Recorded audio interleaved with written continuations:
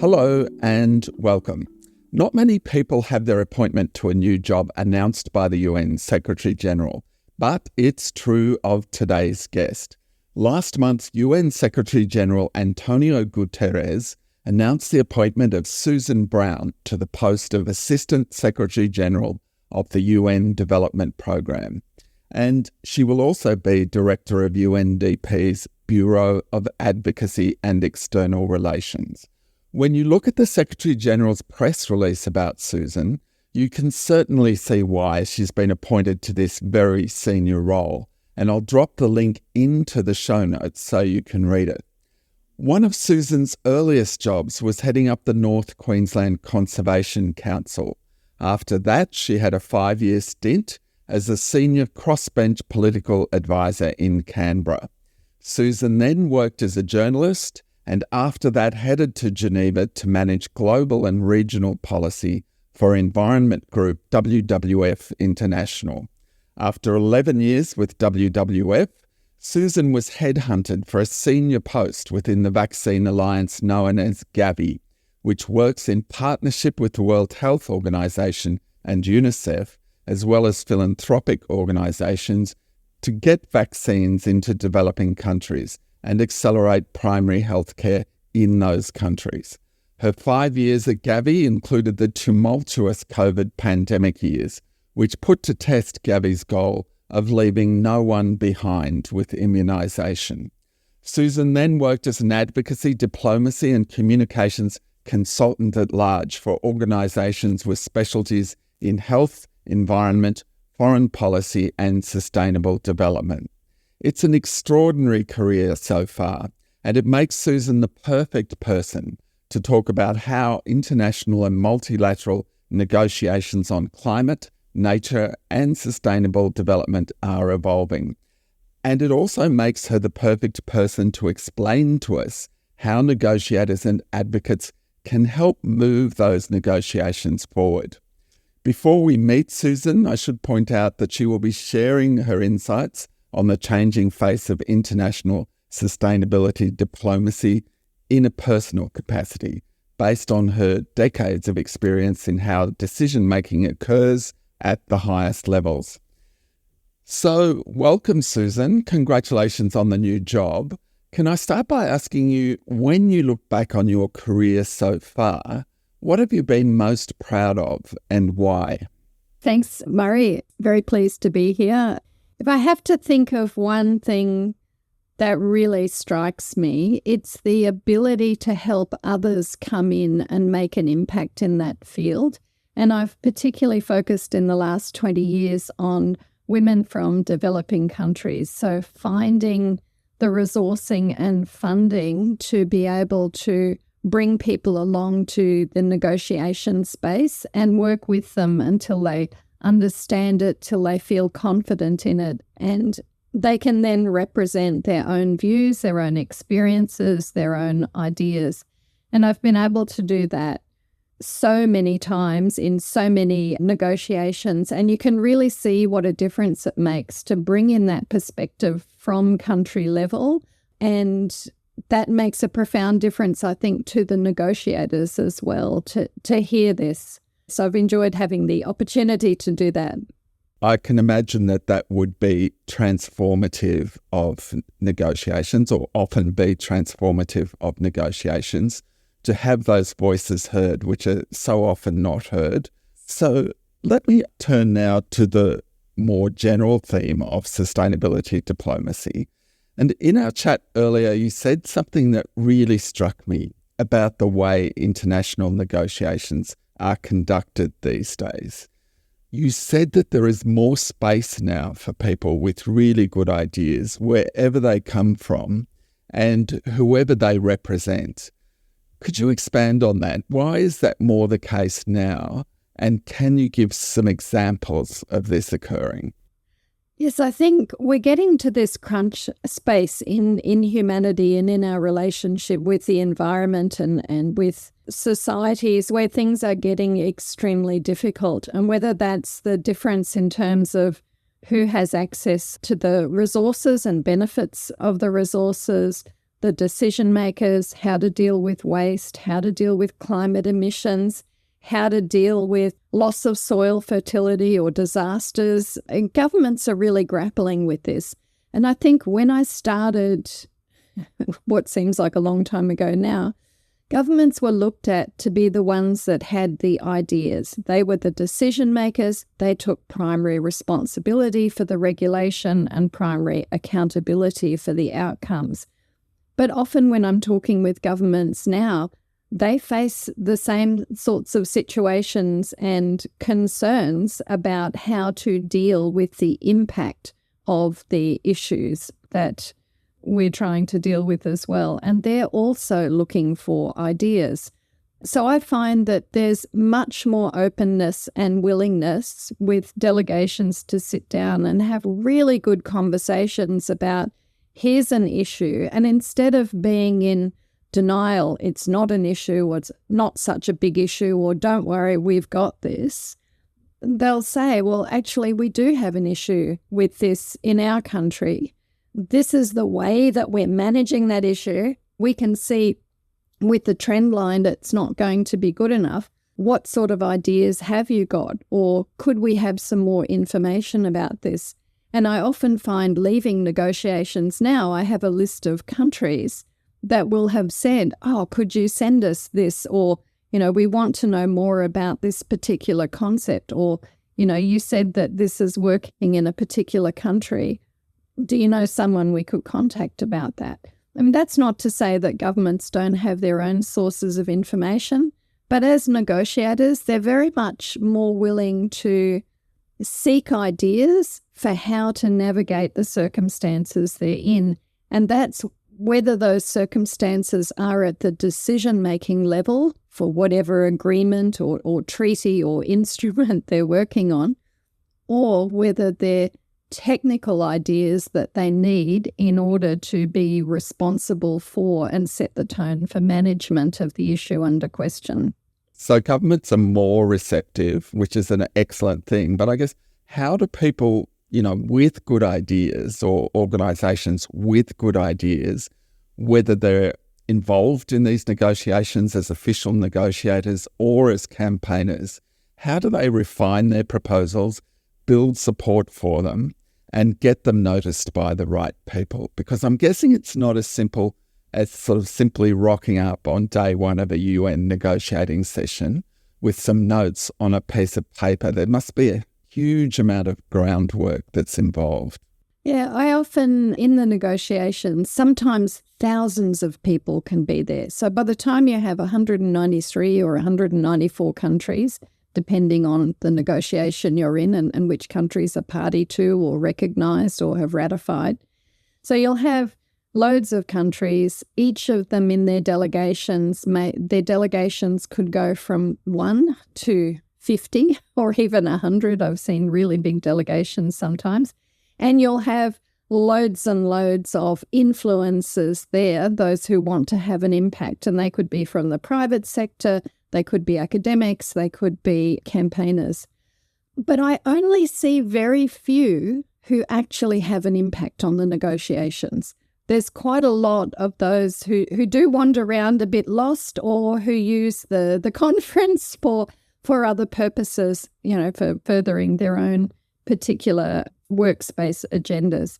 If you want to have an impact, you need to really do your homework. And it's not just the homework on the technical issue. As you say, you could turn up with 10 fantastic ideas on, emission reduction or adaptation or whatever, sanitation, whatever the topic is under discussion. But first off, you won't get there unless you go through the registration process at the right time. A lot of people make that mistake. You won't get there if you don't see what the visa situation is like. But even if you get your visa and your resources and you get there, you need to understand the process. And I often see people sitting outside the negotiating hall when really key moments are happening, and they're talking to each other. They haven't identified the decision makers who make a difference. Often in negotiations, it'll be a few dozen countries who are really key, who present different perspectives on the different matters at hand. and there will be individuals or countries that make a difference. And they're the ones to really identify first and build a relationship with.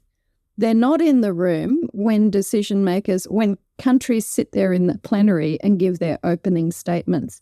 I always listen to that.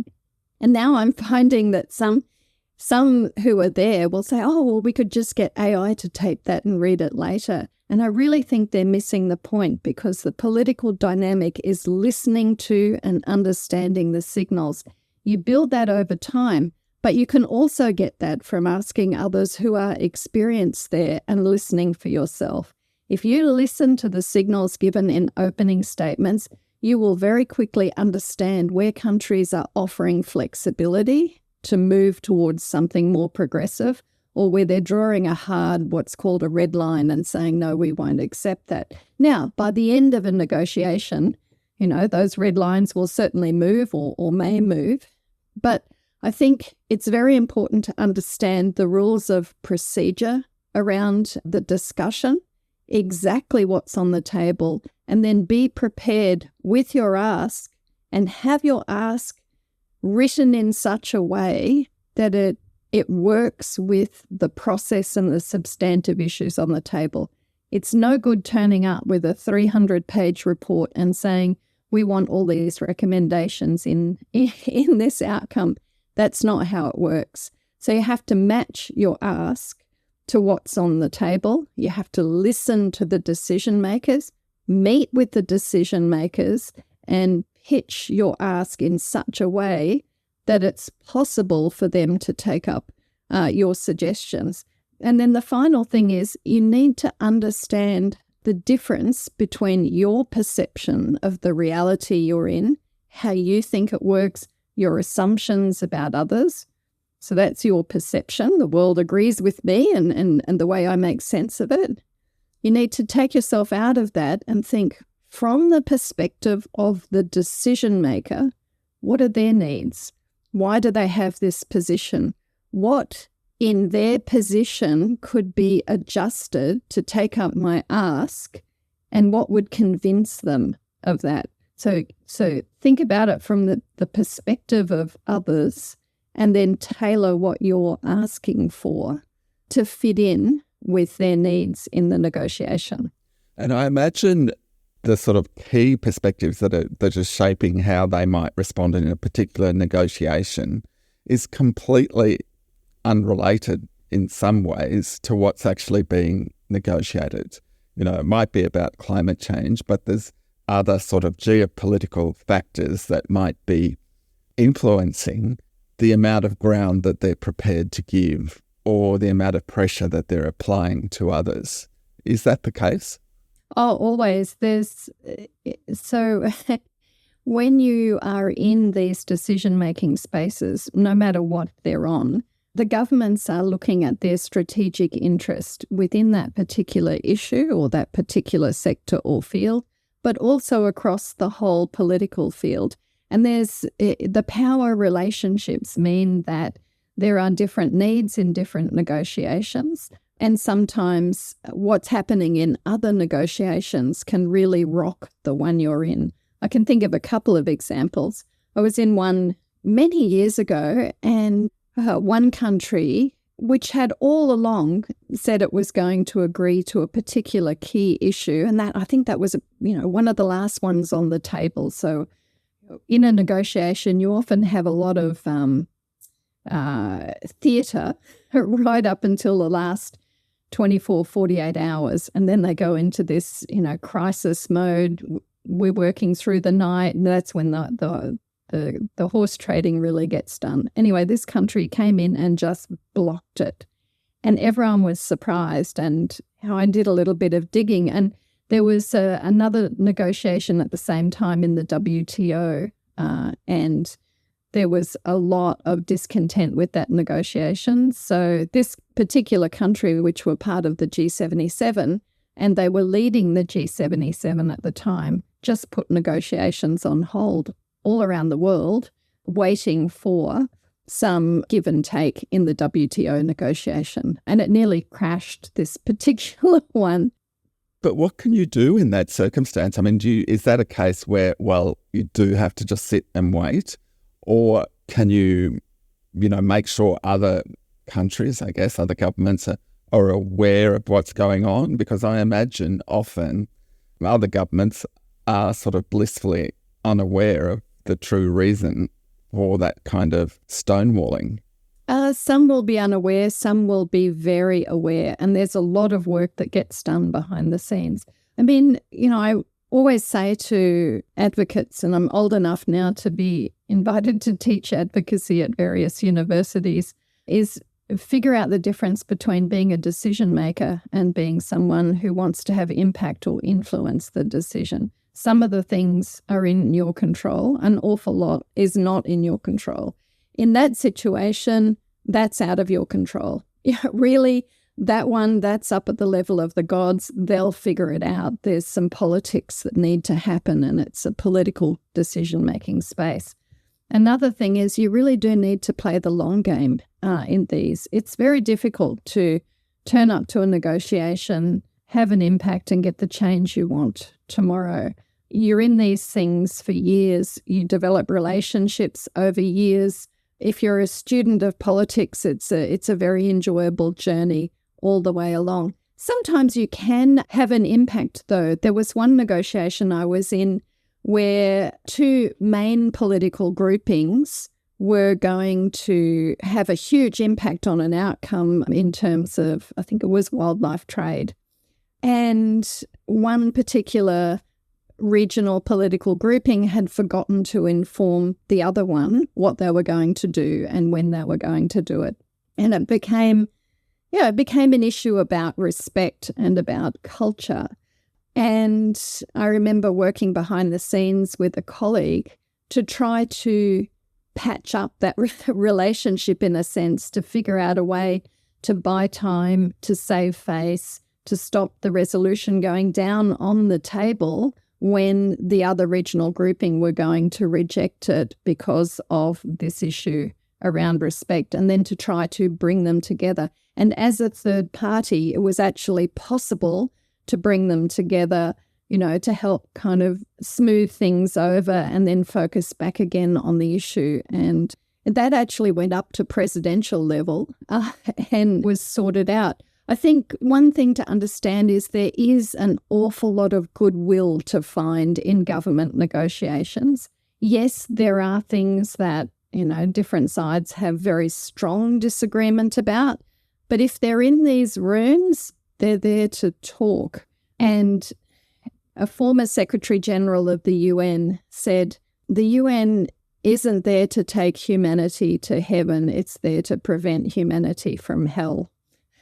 And it's wonderful. They're not the exact words, but often in dark times of despair at 3:00 in the morning where I've, almost got my head in my hands thinking, God, are we going to get somewhere here?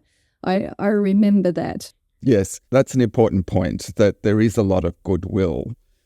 I wonder whether the quality that can vary a lot is not so much goodwill, but trust.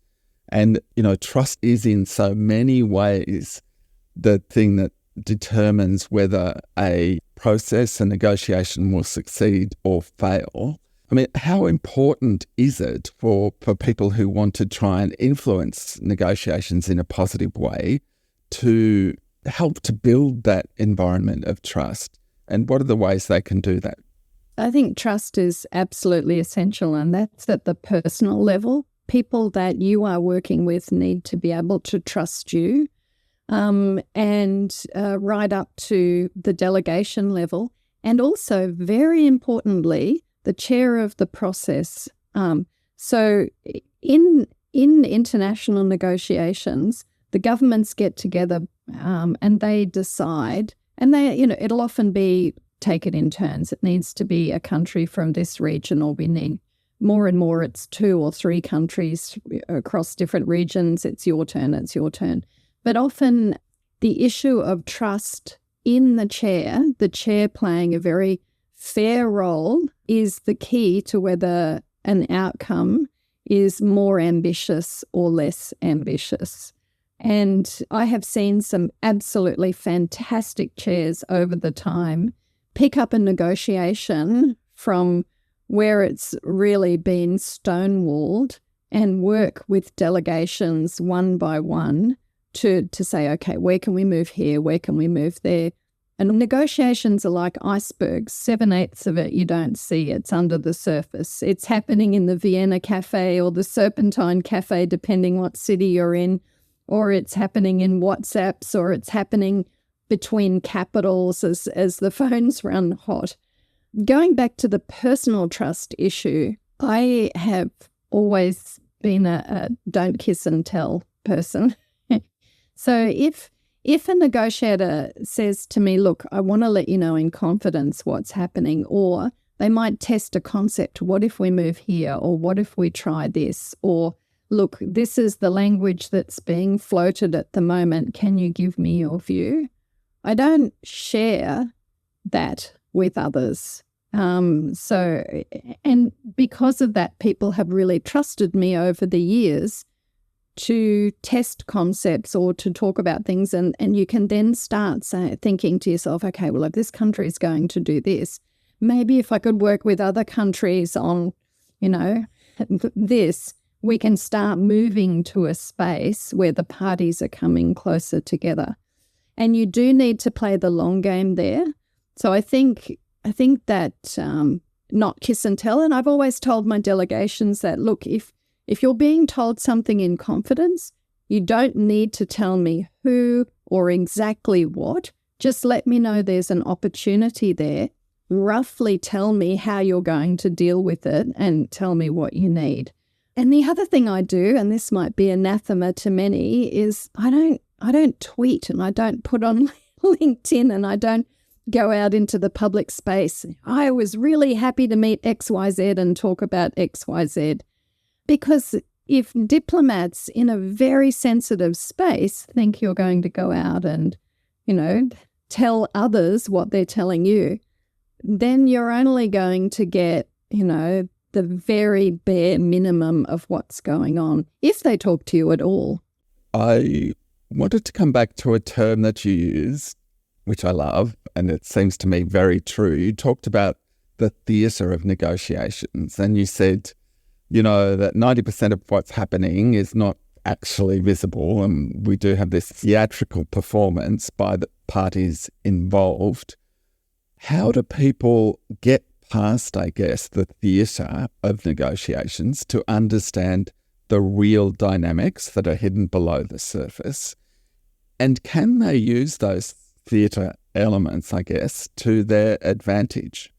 Yes, I mean, there is a lot of drama in these.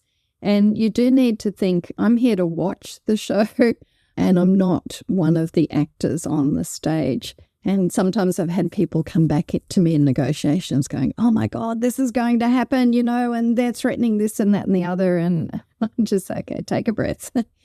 You need to understand that there are many tactics that are used by negotiators to get their way.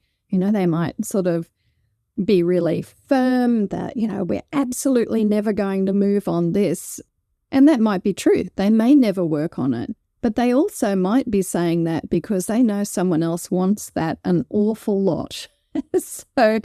So there's what we call square brackets in the negotiations that are put around text, which is not agreed with by all parties. And when a country puts square brackets, or a regional bloc or a group of countries puts square brackets around something, it may be because they disagree with it and it's unacceptable for their position and their view of how the negotiation should go. Or it might be that they've put it there for another reason. They could be there to hold the text because they need to get agreement back at their capital, and because they know that maybe at a domestic level it's not palatable and they really need to check back. It might be outside the negotiating instructions that they've got, so they're putting a hold on it. It might be there because some countries in that particular group find it unacceptable or want to modify it. Or it might be there because they know someone else wants that dearly, and so then it's there for trade-off potential. It might be that it's something that's for a long time just a red line and they're not ready to move on that yet. Or they might offer some flexibility at the end in terms of, at the end of negotiations, you'll often hear diplomats say, in the spirit of consensus, even though I'm uncomfortable with this, in the spirit of consensus, we'll take that off. And then all the consequential changes get made. You have to be careful not to be instrumentalized in the negotiations. Just as you're trying to influence others, others are also trying to influence to get the outcome that they're interested in as well. And you could be useful to that. They may be checking some messages through you. They may be wanting to kind of run a little bit of a strong message around the room. So they'll come in and they'll message that to a bunch of people they know are influential, hoping that will help have impact on the way things are going. So you have to sit back, watch, listen, talk to others who are more experienced, and look at it as a student of politics, not just as someone who's there with an issue in the substantive technical side of the topic. Yeah, I like your talk there about square brackets. It reminds me of, I guess, the sort of lowest common denominator square bracket I ever saw, which was in a draft negotiating text, which was a square bracket around the comma. Yes, I think I remember that. I have seen square brackets around commas, but words matter. And I have heard people say, UN, it's just a talk shop. But those words matter and they have impact on the ground. They have impact on who gets what, who has what power, who has the decision-making capability to direct their own kind of journey into the future in terms of the particular environmental consequence or public health consequence. Sometimes diplomats may be doing something and you don't understand why. You think, well, this is just, this really seems clear that it will be beneficial. And if you have a talk with them and you just say, look, I'm curious about this, can you explain why? You will learn so much about what that could mean to them back at the national level. I was in a negotiation about 2 years ago, maybe, I think it was at the World Health Assembly, and there was a vote. Votes are happening more often in the UN, but usually they try to get somewhere by consensus. And there was a vote and an entire regional bloc abstained from this vote, whereas normally they would have given a yes or a no. But when an entire regional bloc start going, abstain, you think, okay, there's a message here. And on the face of it, that vote wasn't actually something that was happening in their region. So I went along to a couple of them and said, what's happening here? And they said, well, if this happens in this region, that sets a precedent and it could easily happen in our region. So we're sending a message on this. And I thought about it. I thought, yeah, okay, actually, I get that. You mentioned to me, Susan, earlier that you've observed a discernible move away from the old UN approach of sort of vertical single issue thinking on a particular topic, whether it's climate change or ozone or health, towards a more integrated, multidisciplinary approach. And I wonder what's caused that shift. What are some examples of it and what are the benefits and the risks of it? Yeah, I think, there's a realization that issues cross boundaries and that they can have multiple impact across different spaces. So if I think of the One Health approach now, where you have the Food and Agriculture Organization, you have the UN Environment Program, you have the World Health Organization, they all need to think about the issue of antimicrobial resistance, for example, where you've got huge issues to do with antibiotics in agriculture, but what's that doing in terms of resistance to the pathogen that they want to be able to control, or the emergence of zoonotic diseases because of forest clearing, for example. So you've got much more of a realization now that economics, social issues and environment issues are very deeply related. And there's some huge complexities there. So there is really an understanding now that across the different spaces that affect us all, there needs to be a way of talking to each other, a way of managing, a way of having a common understanding of the issues and a common agreement about how to actually address them. I think the Sustainable Development Goals were fantastic for that because they said, okay, these are indivisible and they are integrated. We don't have a first among equal. All of these issues to do with development, to do with security, to do with economics, to do with poverty, to do with environment, climate change, they are interrelated and they need to talk to each other. You also spoke about the rise of more sort of granularity in international talks, where negotiators are paying more attention to the full range of human and environmental impacts of the new approaches that they're working on. Can you talk a bit about that? Often in negotiations at the international level when I started, the technical issues were dealt with by technical level experts, people with science degrees or engineering degrees or who had had a lot of experience in this particular technical area. And then you'd have a couple of people in the delegation who were there from the Foreign Affairs Department or to kind of keep a bit of an eye on the strategic interest. But more often the technical people would discuss. But now I find that diplomats, ambassadors, ministers, and even heads of state will get toe-to-toe on the technical and the policy level aspects of a decision. And I actually think that's great. I think it's really good that the technical people need to understand the politics more, even if they can get a little bit frustrated by it. And the political decision makers need to think about the policy and, the consequential opportunities and impacts from decisions which are on the table.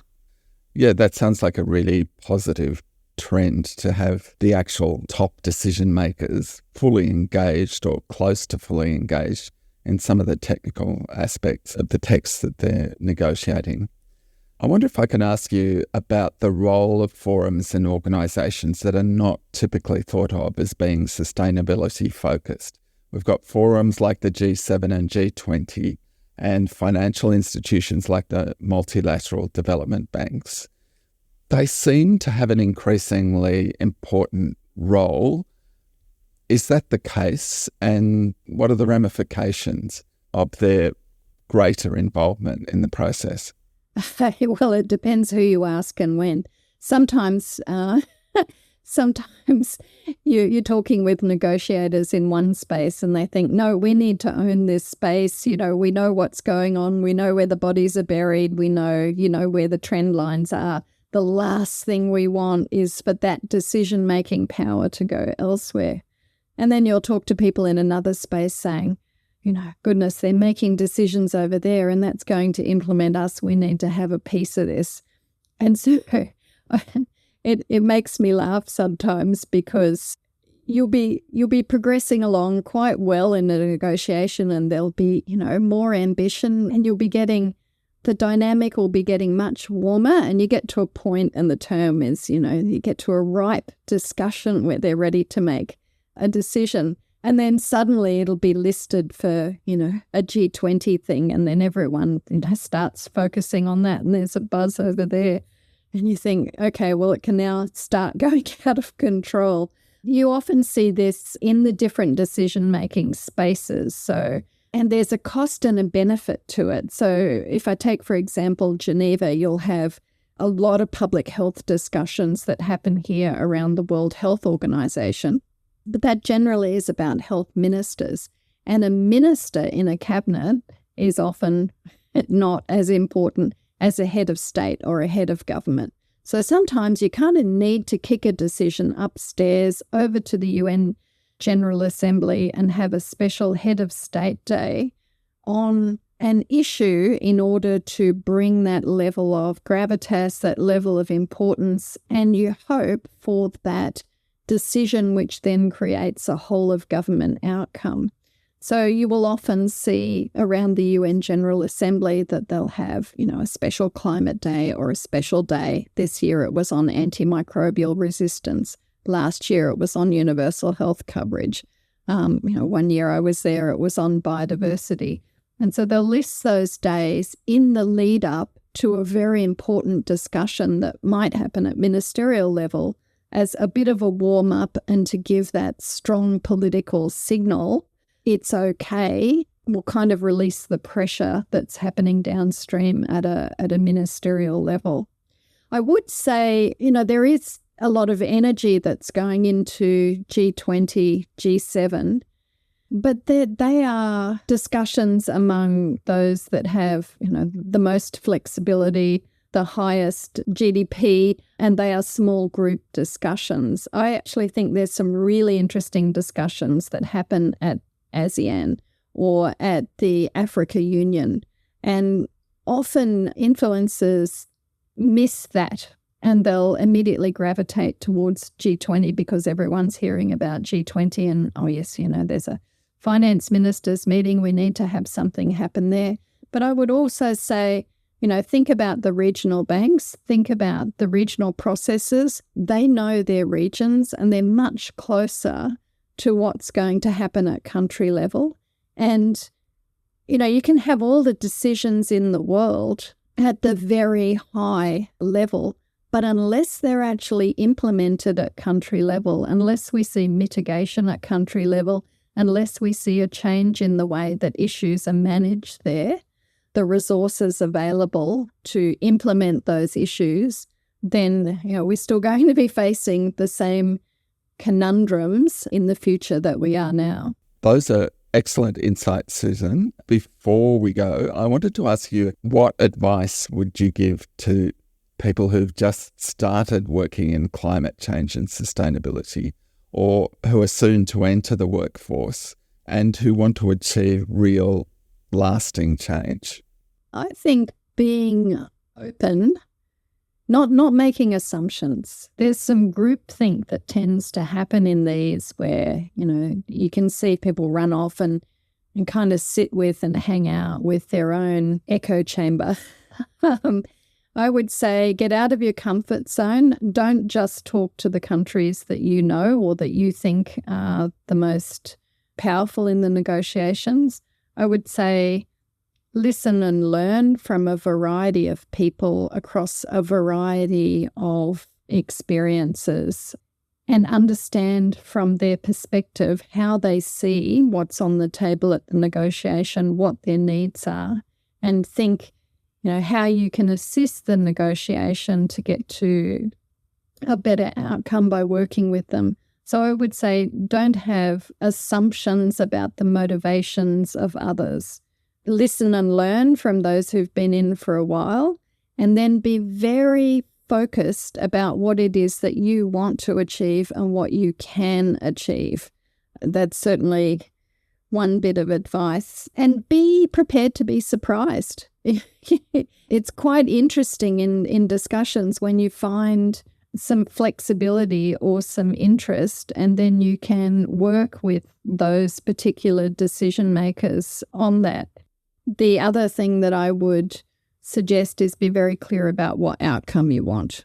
Often people are a little bit fuzzy when they go into these things, and I think if you start from the outcome you want and work backwards, what does it take to get to that outcome, you can be much clearer about where you spend your energy and where you spend your time.